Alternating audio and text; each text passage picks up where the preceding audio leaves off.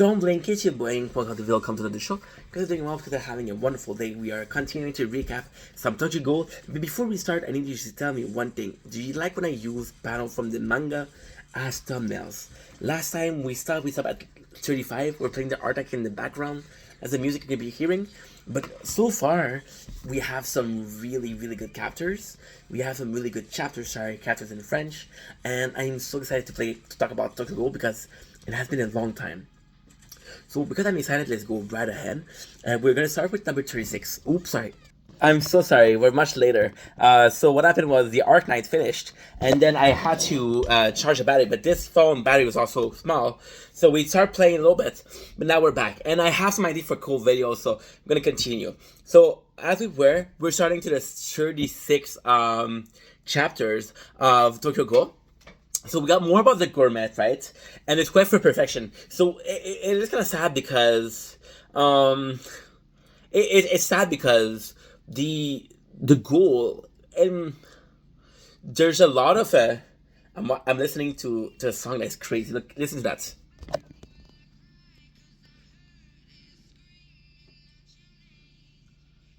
It's insane, dude. Insane. So yeah, so when you look at it, I always hated the gourmet because I think he's boring. I think he's not a good character. But when you look at it, he does really feel like Ken Kaneki.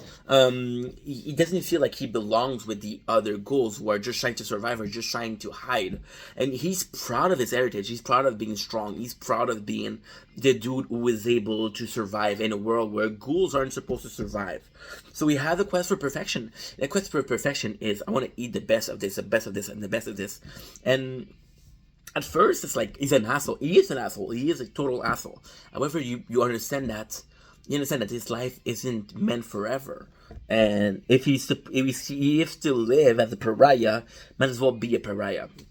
Right, we have a into how he see the goals, how he see them as lesser. He see them as victims when he doesn't want to feel like a victim. Right. We have the hint of Rize and how close they were, and we know Rize had a very peculiar way of eating. She was a gourmet. Also, the cool thing about Rize and the gourmet is that Rize, she's like, okay, I'm gonna eat because I want to eat. Fuck people, I'm gonna eat. And the gourmet's like, no, I want to eat something that's good. So they both have a same mentality of going above and beyond being simply a goal. But with the gourmet, it's like quality over quality.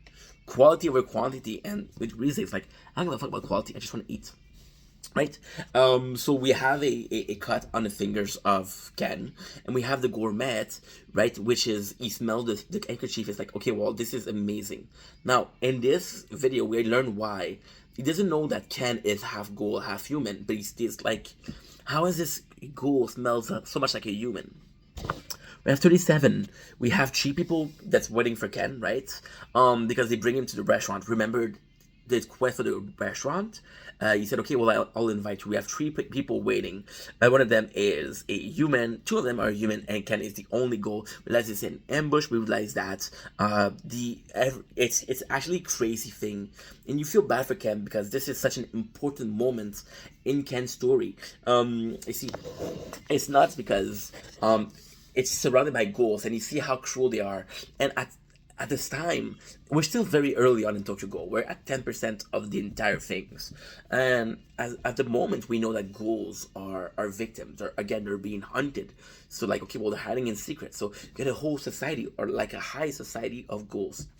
What is the cool thing is, every single week, and it's actually a cool concept. It's a fucked up concept, but it's a cool concept because every week 3 people bring some friends. They bring people, and those people will get killed, and the whole place eat the tree kill.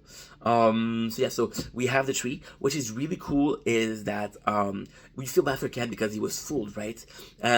We have the situation that looks bad because he is against a humongous monster, and I really appreciate those 5 chapters. Are gonna be amazing. Trust your boy.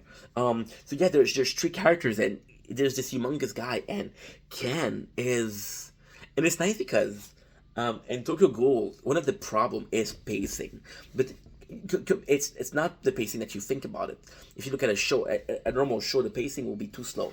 With the ghoul, the pacing is too fast because we got once again the Ken hasn't been in a lot of fights, but we're at already 10% of the Ken has been right so far. I think he's been like 2 or 3 fights maximum, right?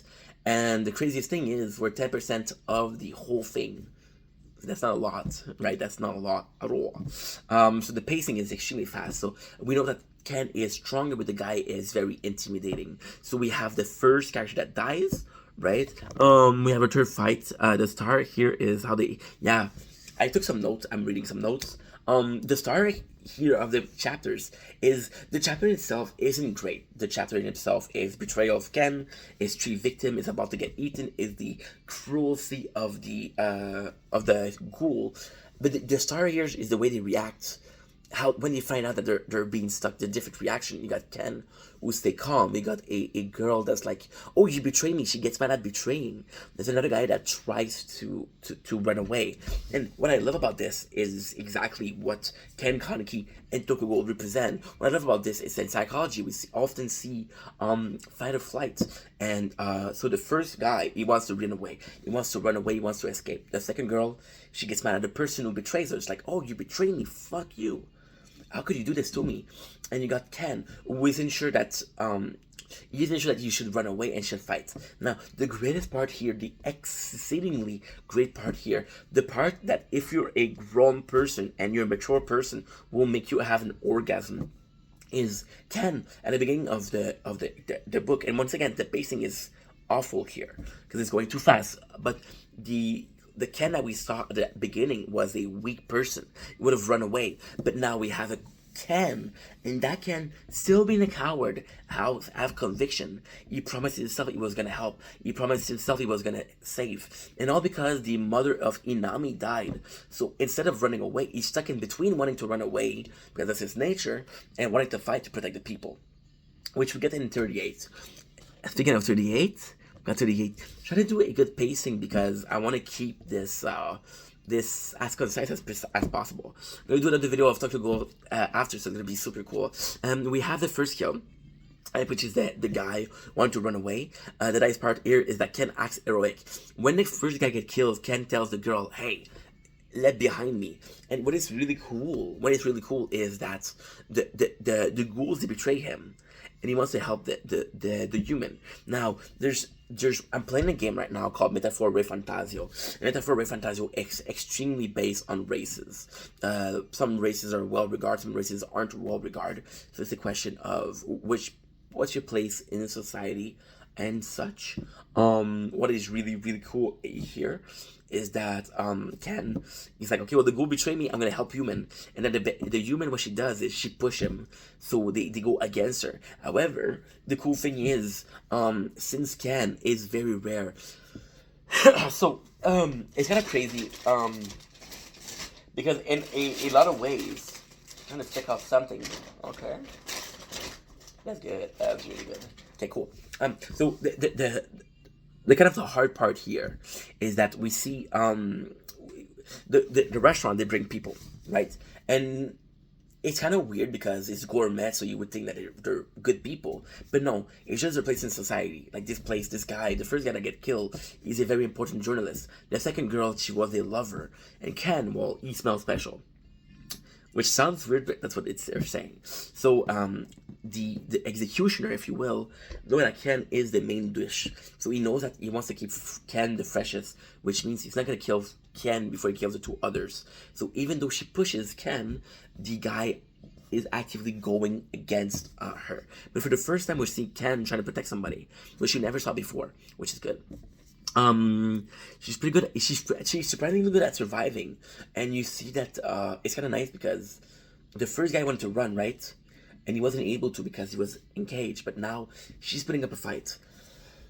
So it would be one thing if they get both killed and Ken didn't do anything, but this one she betrayed him, so you don't feel bad if Ken doesn't help her, but she actually does survive until she doesn't because they get poisoned, right? So then Ken, thankfully, because he was a ghoul, he didn't eat the cookies because they given them cookie that was poison. However, he smelled some gas that was also poison, and Ken is good because he's attacking, and surprisingly, Ken fights really, really, really well. But the executioner wins nonetheless, and he uses saw. So the saw breaks because the saw is often used on human. You guys remember that normal weapon will not work on ghouls. You have to use a quink. So sadly, the one and only Gourmet give a weapon to this. It's insane. He gave the weapon to betray Ken, right? So the 39 is my favorite of the bunch. Kenny does really good here. You know what's crazy is he got some training with Tuka, got some training with Yomo. A bit of a complaint here though is we see him training with Tuka, but we don't know how often he trained with Tuka. We don't know if we saw every training of what's going on, right?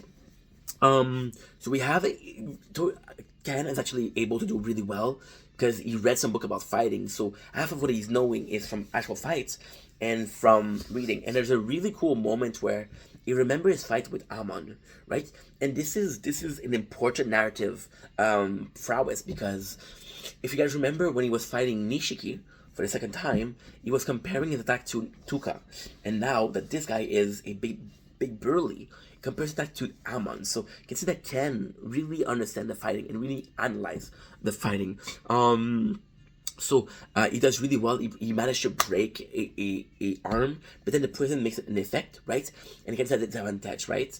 Then he gets really injured, and then he revealed that he's one eye ghoul, right? The gourmet ends up saving him. The greatest thing about these chapters is Ken's fighting, of course. The greatest thing is we don't have an impression. The writer doesn't give us an impression that Gourmet felt bad.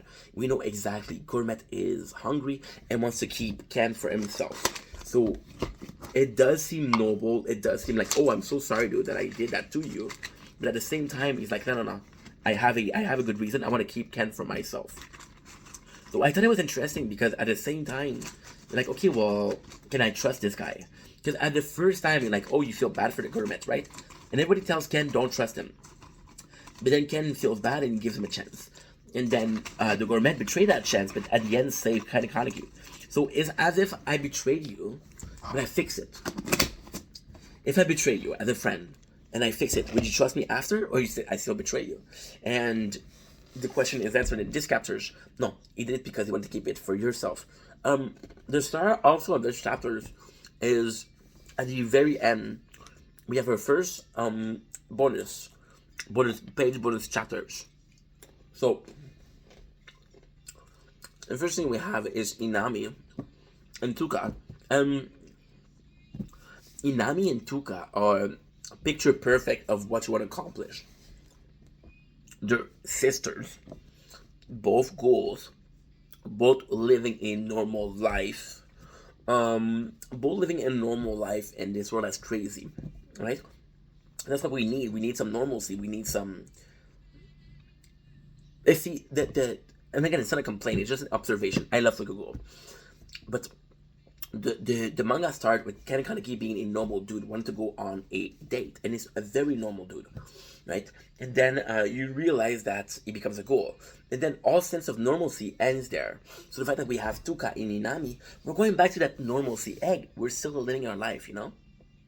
I think it's important. We have the editor. He writes a note. He says thank you. He said he was doing this alone. He said, and I don't want to be racist, but the Japanese has this a very, very different culture. He's saying, thank you for supporting, please continue to support me. And I thought that the last time I saw that was the guy who's going to be writing Berserk. The guy who took over the Berserk manga. And he said the same thing. And it's cool because even for us in Canada, and us in USA, and us in different country, manga still holds a huge place. But for a place like Japan, where it's part of the culture, it's part of the it's very common, you know? Then you think, holy shit, this is way, way, way bigger. I still think like eating pistachio. Okay, number 40, baby. We're back at Antico, right? Ken realized that he was saved. Now, the sad part is, I'm not going to be complaining, but we are doing a review. So, not even 10 chapters ago, Tuca goes after the dove, right? She gets injured. And then, they're like, okay, well, I'm not going to heal you. Now, 10 chapters after, we got Ken, who is following the gourmet, who he was told not to follow. And they heal him. A bit of a mistake of consistency, but it's not a big deal. It's not because he was talking about how much he was traumatized. Ken talked about how much he was traumatized in this restaurant. And you do feel bad for Ken. You do feel bad because he was just a victim. He didn't mean to be going to the restaurant. If he knew that was going to happen, he didn't do so. He didn't mean that. And at the same time, he was doing that not because he wanted to, because he was asked to. He was asked to in exchange for information about Rize, which is again part of him right now. And that part is, I don't remember the person asking Ken for information to care about him being attacked. Right? So he was really about the event. Now, and took a goal. There's this thing that's really, really, really, really cool. There's often quite opposite. So we saw that with Ken and Ide having a good talk. And Ken not knowing if he can be friends with Ide now that he's a ghoul. And then we have Kimi, who comes to Ken to ask for help about Nishi. And Ken thinks about how she's a human asking for help and how he admires her because she's a human protecting a ghoul. But it's kind of cool because you just saw the cruelty of the ghoul, and then you have a human that's very nice. So it's contrast. And he helps her. But by talking to her, the gourmet kidnaps her. And that's basically it. So we got 5 chapters. Hope you had a good time. I had a great time. I love you guys. Take it easy. Peace.